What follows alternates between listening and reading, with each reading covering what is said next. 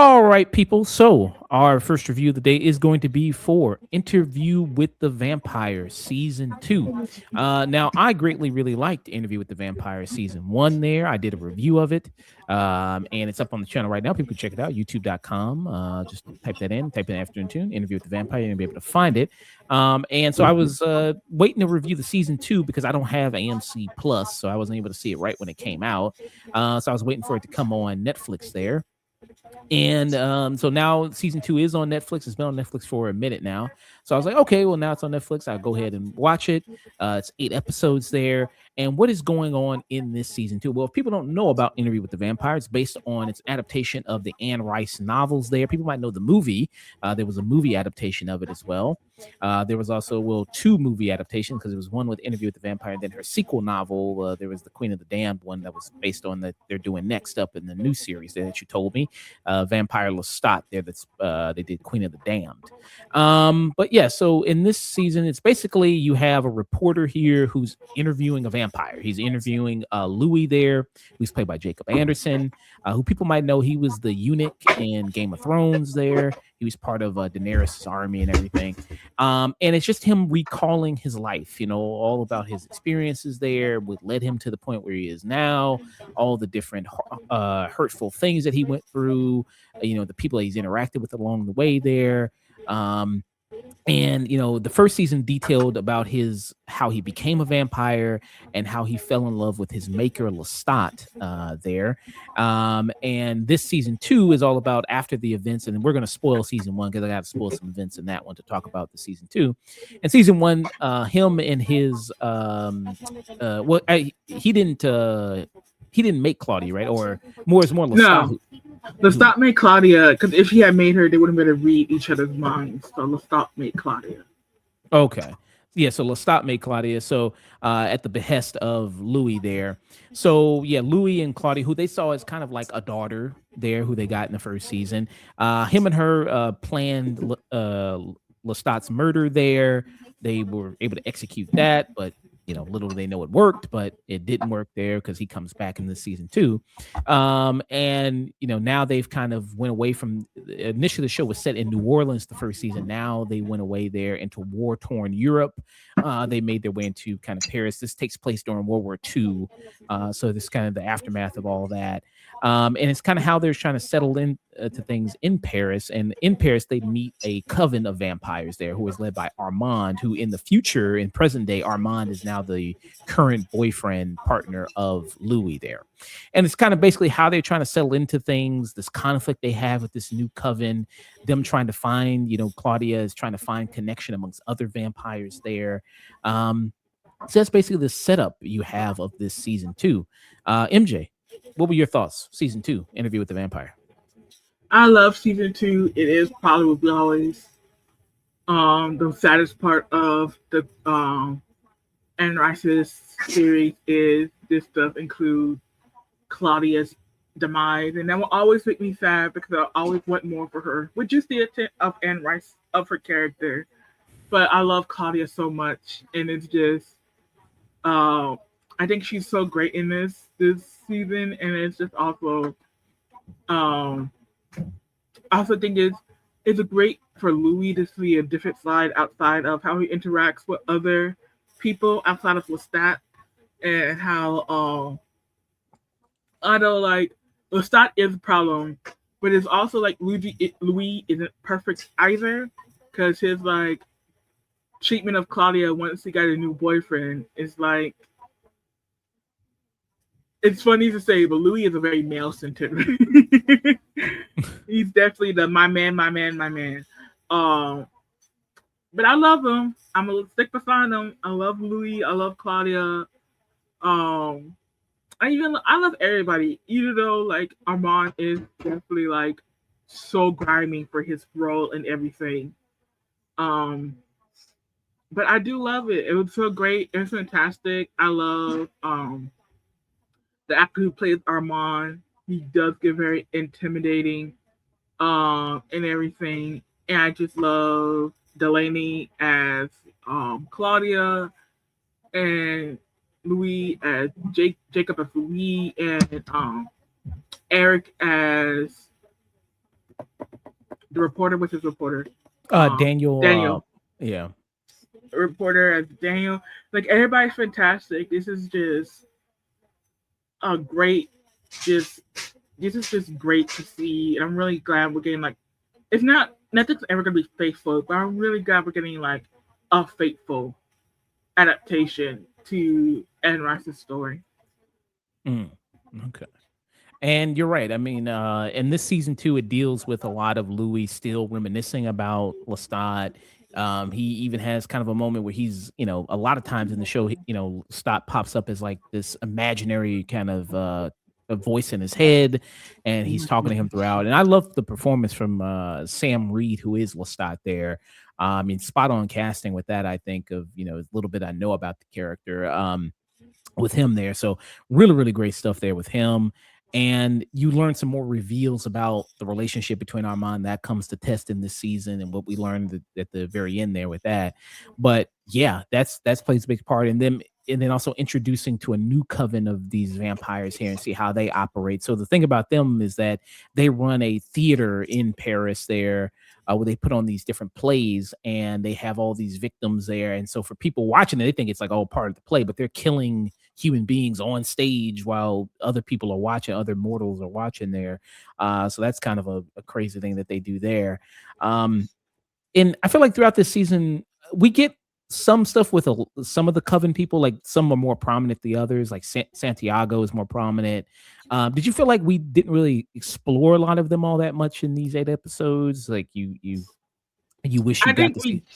we didn't, but I don't think it was necessary because I think because the point not the point, but I think the whole thing with the coven is that they were all on one accord, and Louis and Claudia were not on that same accord, and Amon was supposed to get them on that one accord.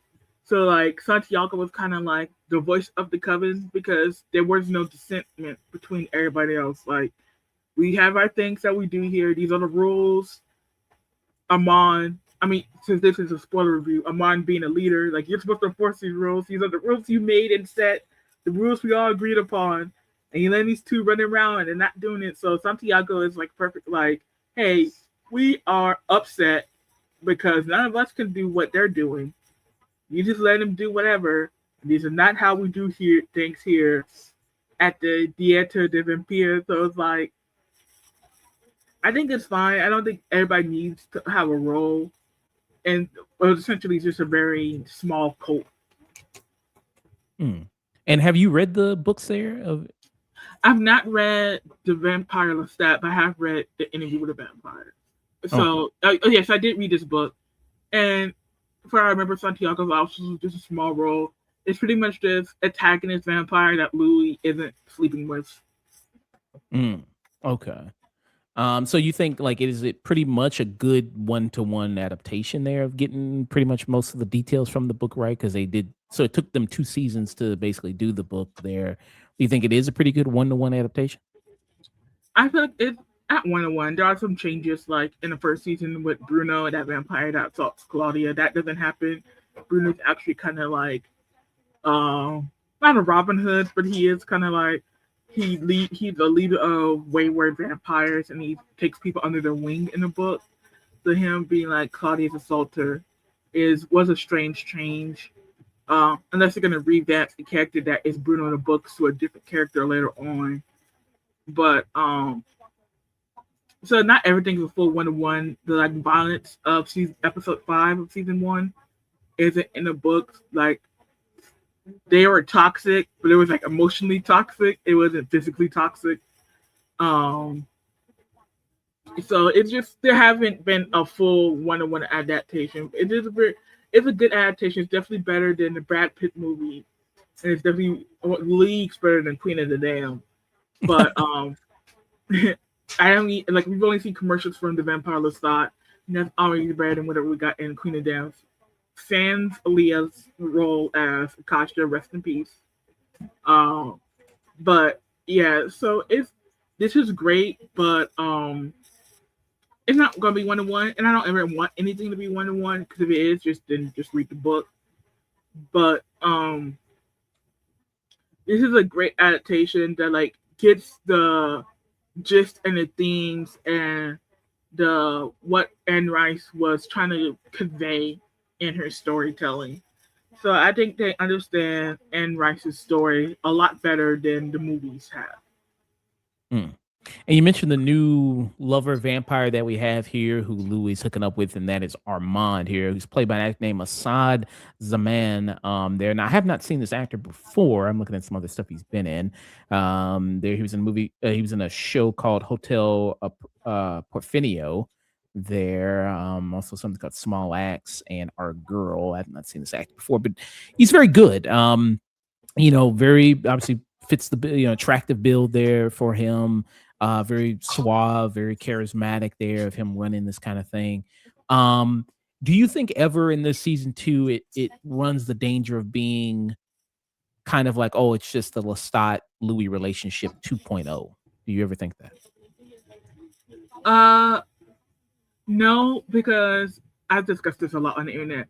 The way Louis acts with Armand is not how he acts with Lestat. Louis takes a more presenting masculine role with Armand, as opposed to Lestat when he's his more true to his nature, more feminine, more submissive, more like less Lestat lead. But with Armand, he seems to be putting on like a front of like, you say what I say something and you do, and type role where and I think he seems more domineering, in Armand's case. But it's just, um, which is, I guess, which is funny because Armand is like this ancient vampire leader of the, vampire theatre de vampire. So it's just like they're both playing roles that don't really suit them, or at least doesn't suit Armand anymore, because with his backstory of his enslavement, um, Armand doesn't really do like subservience much anymore. But for Louis, he tried to like not try to, but he was more like letting Louis take the lead. Um, but I think it's different. They're both equally not equally. They're toxic for different reasons. All three of them together, separate, whoever's dating who. But it was definitely a different dynamic between. I didn't especially post the trial. Then now it's definitely a different dynamic in that relationship than to as opposed to when Louis was depressed when Claudia ran away during the Great Depression, and how Lestat really didn't take care of Louis, like he was trying to get him out and trying to break him free from the depression. Whereas Amon, when he says that like all you think about is Lestat, and he's been taking care of him for that in the 70s, all those years, with all his like binges of just drinking drugs up people that just like crash out. It's definitely that's definitely different because Lestat wouldn't have done that for Louis, but also I don't think Louis would have crashed out like that with a Lestat. You know what I mean? It's definitely two different relationships with two different sides of Louis, to kind of see him as a whole character. Um, and then his with his interaction with Claudia also, like Louis is such a well-rounded character just from with his family, Claudia and Lestat in season one, and now the Theater the Vampire, Amon and Claudia again in season two. Louis is such a like well-rounded character. I just really love him. Like you can just see all sorts of his personality through all his interactions, and man, he's just great. He's a great character. Mm, yeah. And I think it's a different set of relationship because you see with Louis with Armand, that he can't even fully commit to like, okay, is this guy my partner now or not? He says like I think it was Santiago who asked, your companion, is that your companion? He's like, he says no, Armand says yes, so it's like this conflict there between them. That he's willing to fully commit. And he's still, yeah, constantly thinking about Lestat and thinking about him and talking about him and how much he is on his mind. And I mean, some way you get it because I mean, Lestat, I guess we could say, is his first love, and at that point, he had never had any other homosexual relationship before Lestat, right? It was just it was Yeah. his first one. So there's also that to it, and also the kind of making him into a vampire. So it's that extra added layer. So there's all these different layers to that relationship that he just does not have with Armand there. That I think is important. Um, I think the this season the real scene stealer and the real kind of show stealer is Claudia. I think in this season, and Claudia in this in this season two, here is played by a Daniela Hollis there as well. She's played by her there in this. Yeah, do you think she's the MVP of this season? Absolutely, because she plays such a great, mature. This is a 40-year-old woman trapped in a 14-year-old body. Claudia, like, this is a grown woman who's being babied by everyone around her because you only see her physical and not her mental, which is, as vampires, you should be able to, like, be aware, more aware of, sometimes you're not going to age physically, but mentally. But she definitely plays I'm a grown woman trapped in a child's body really well. Mm. And the actress, I wonder what her age is. I think she's probably like in her early 20s, I think, age wise there. But then you see a lot, she's 26. And so you see a lot of stuff with her, and then she's the one that joins the coven, and then that brings Louis along there. So she initiates that relationship. She also meets this woman in Paris there who's been branded as a Nazi there. And then when you get her story, she learns that she brought a Nazi guy, a Nazi soldier, like she was in bed with him and she was with him there and offered him, I guess, safe haven there. And then ever since then, people draw like swastikas on her window and everything like that. What was the kind of your favorite things that Claudia did this season? Was it the relationship? I think that character's name was Madeline. Yeah, Madeline. Um, Yeah. I think I do think her relationship with Madeline is probably the best because it is nice to see her interact with vampires outside of Louis and Armand and the vampire and the vampires because everybody was cheating. Because Louis sees her like a daughter sister, and he doesn't really see her. Um, and Armand sees her as competition for Louis' companionship, and also sees her like her father, Lestat, but she very much is.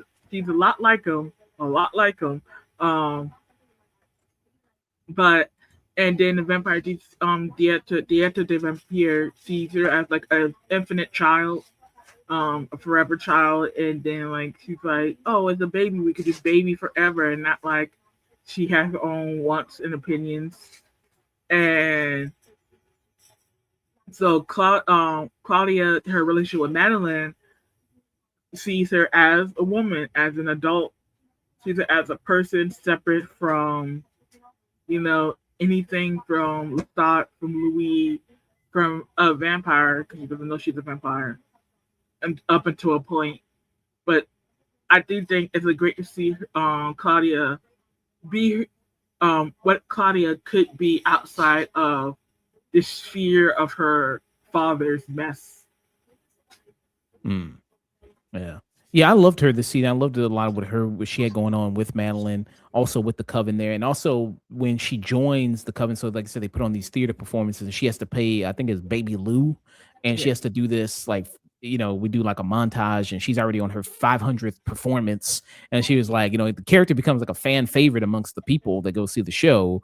But it's like, okay, I'm, this little girl, I'm like I said, this grown woman trapped in this little girl's body. And it's kind of humiliating for me to continuously play this character over and over and over again and have people laugh and mock her for that. And and even when in season one they do a flashback to that of Lestat talking about like 14 to turn a child. I mean, that's a terrible age to turn a child into a a vampire because of all the turbulent emotions that they go through. So that's permanent, so spiritually, mentally, they all physically age, but, they all age, but physically they're still trapped in that 14-year-old body there. And yeah, so we see a lot of that, and we see tensions growing amongst, like you said, the coven, and there's, with Armand, and his relationship with Louis, with Claudia, them defying, kind of interrupting there and defying the order that the coven has set for over hundreds of years. And you do kind of see that there. And then eventually it leads to where the coven betrays Louis, and betrays Claudia there, and they put them on trial, a stage play they put on, for that. And at first, you think that Armand is not in on it and that he's just a victim of it, but through the investigative journalism of Daniel there, he's able to kind of figure out, like, no, he had a hand in it, and it was actually really Lestat that was the one that saved Louis and sentenced him to banishment instead of death there. And he's the one that kinda did that there, and it ended up in Claudia and Madeline being, burned alive there via the sun. What did you think about that twist there? I mean, I know you already read the book already, you knew it was coming. How well do you think the show executed that? It was definitely executed. It was executed really well. And it was a little jarring because as black people, to see two black people get up there and just all the white people around, it's just like accusation is a little jarring, but it does really well of the conflict of, you know, even though we did try to kill us, stop Lasat forgives him, at the it's more not Louis getting in his own way. It's just Louis' conflict. It's that like there's nothing that Louis could do to Lestat would never forgive. Mostly because he's a deeply messed up person from his childhood and did his vampire childhood. Um, he's experienced worse. Is all I gotta say about Lestat. Um, and it's just that I also feel like it leads to more of like how manipulative Armand is, and how like like for the Armand, like from jump he's always been the leader. He's the coven leader. Like they knew he was the leader. That's the whole point why Louis was smoozing and smooching with him. It's like he's the leader and he's gonna let me slide because he's in charge here. But then also like I guess the trauma and the like just rejection of Lestat to be like, well, Amon saved me. And it's like, but Amon also was in control of them and they didn't do anything without Armand. So it's just very much Louis did a lot of rationalizing for a very long time to get over his guilt of both this death of the attempted murder of Lestat and the death of Claudia. Mm. And that was, I mean, it's because is that the penultimate episode or is that the final episode they do the trial? Penultimate, because final episode is when Louis kills the vampires, the vampires.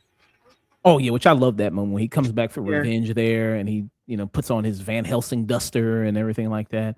That was a super cool moment. But that was a fantastic episode, the penultimate, when they do the trial, and it's like, oh man, are they going to be able to make it out of this? Is maybe somebody going to put on a last minute save there, and to see, and that's when you see Lestat return in the flesh, and you see that he is not dead, and they actually didn't succeed in killing him there.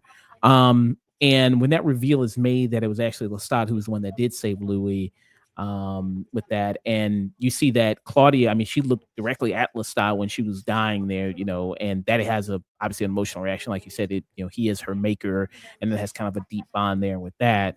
Even if they did have this big giant falling out, literally, I mean, he dropped them out of the sky. I mean, they literally had a falling out there. I thought that was really good, and that was really done and really played well by everybody in that scene there.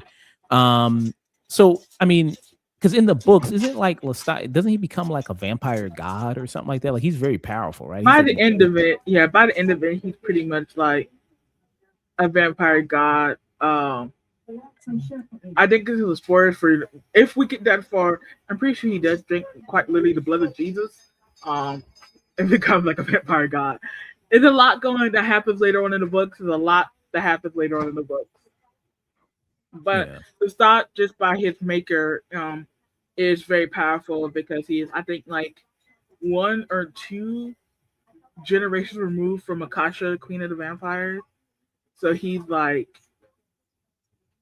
much like, I mean, they have him out there like the family tree, but he's fairly powerful because he has like pretty much the vampire queen blood running through him, Mm.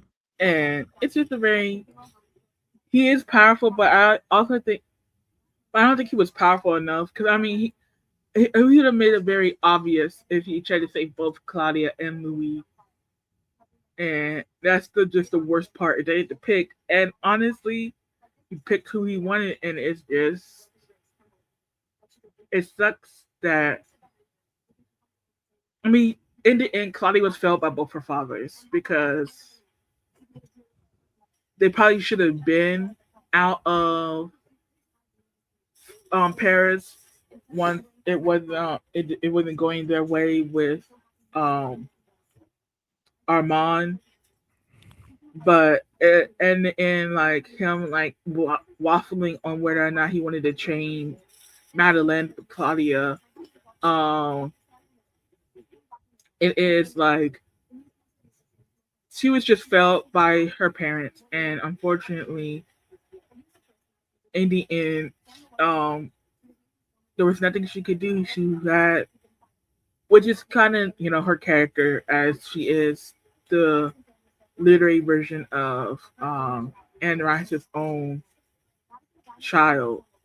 Um, but it's just a sad. Claudia is just an inherently tragic character.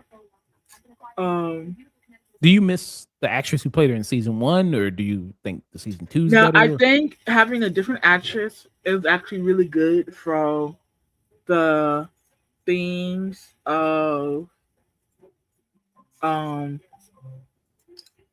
of the the show of Memory of the Monster, and is that Louis can't remember what Claudia looks like exactly because it's been so years and he doesn't um quite remember her from her beginning to her end because it's been some time and he has all these conflicting emotions of it. I think, and also I think they both did what they needed. I think Bailey is a great new to the world, just got here, young vampire, and Claudia is very, and Delaney is a very great, cynical, jaded, grown woman. Claudia, they both brought what they needed was like the young.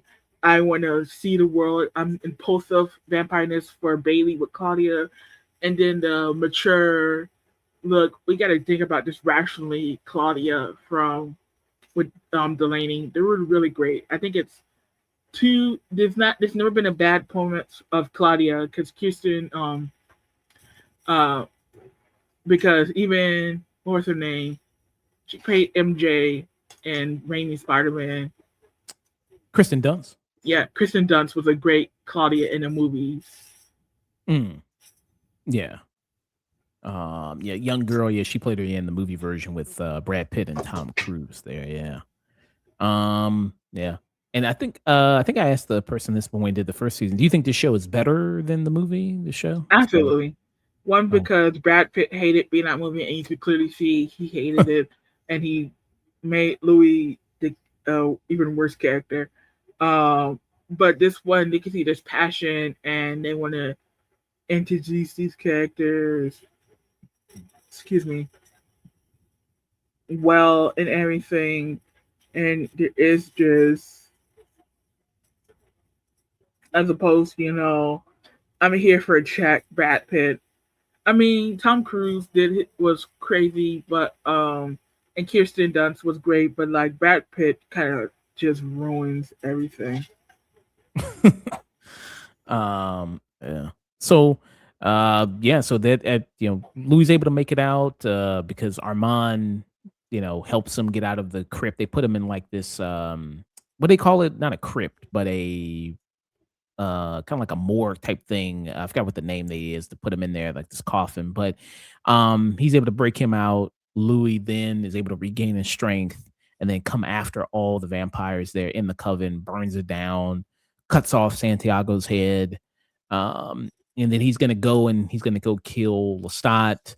But then that kind of falls apart there.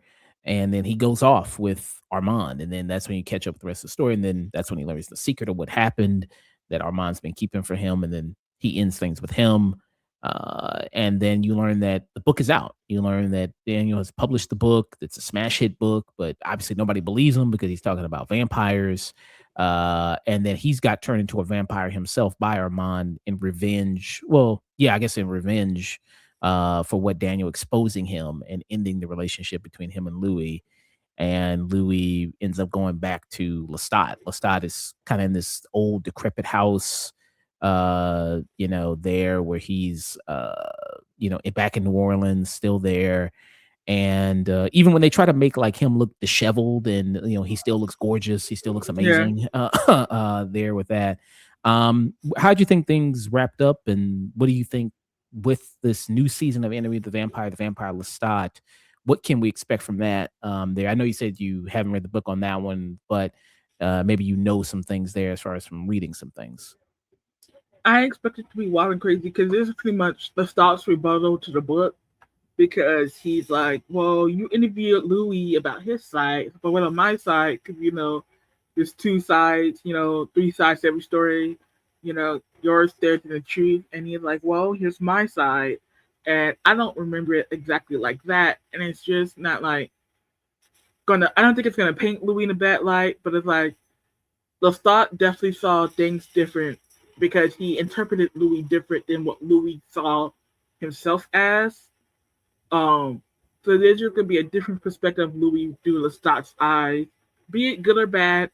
Um, and I do think the Daniel revealed the vampire was a shock because that doesn't happen for a few more books. Like that didn't happen at the end of any vampire, and Amanda was turned in for like many years. Well, I think one because in the books the time frame is different. Daniel isn't old in the books; he is young.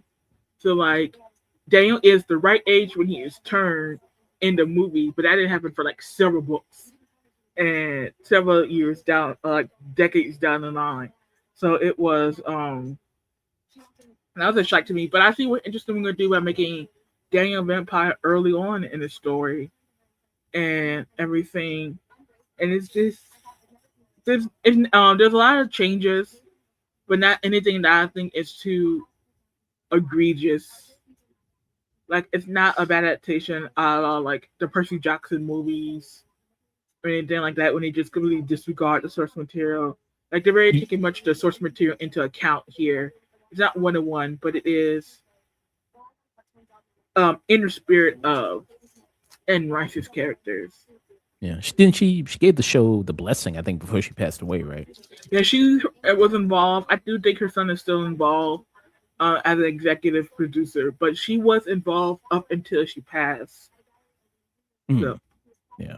So what rating would you give season two? A rating system, so you can give it the highest. You can give something, this is cinema. Then below that is a peak. Below that is a tune in.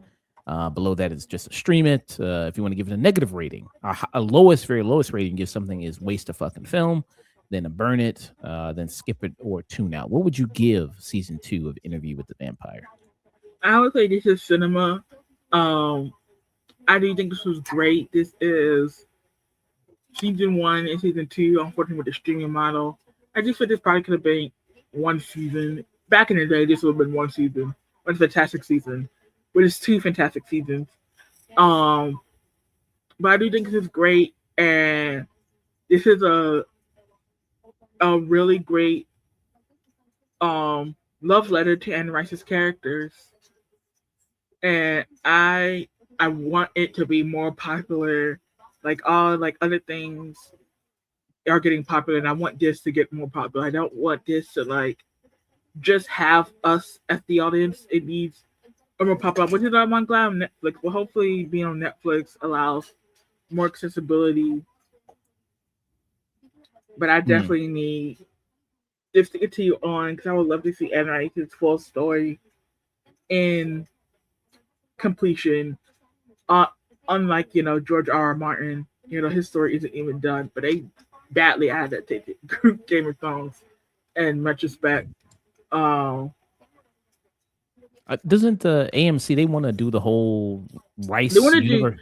yeah, they want to do the whole thing. I heard they did Telemesco was really good. I need to watch that. I didn't think it was necessary, so I didn't watch it. But yeah, they want to do her whole universe because they have the rights to it. And again, her son is on producing, executive producing. So hopefully they're fully committed to it and Yeah. not just Do you watch Mayfair Wishes? That's hers, right? Mayfair Wishes. yeah. Make sure Witches is part of it. I did not watch it because I didn't. I saw the trailers and it didn't really speak to me. And which I may watch it like just if the characters come across in later seasons, I'll probably watch it then. But right now, I'm not too interested in the Mayfair Witches. Hmm. Okay. Yeah, I greatly enjoyed the season 2 interview with the vampire. And I think it's still just as good as the first season.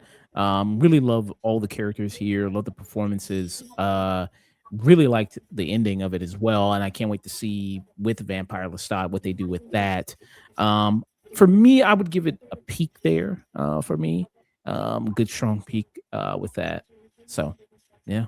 I'm gonna be here for Vampire Lestat when that is on there. I'm not gonna sign up for AMC Plus, but yeah, when it comes to Netflix, I'll Mhm. check it out. I got too many subscription services right now. Um, so yeah. You give it a This Is Cinema. I give it a Yeah, peep for Interview with the Vampire.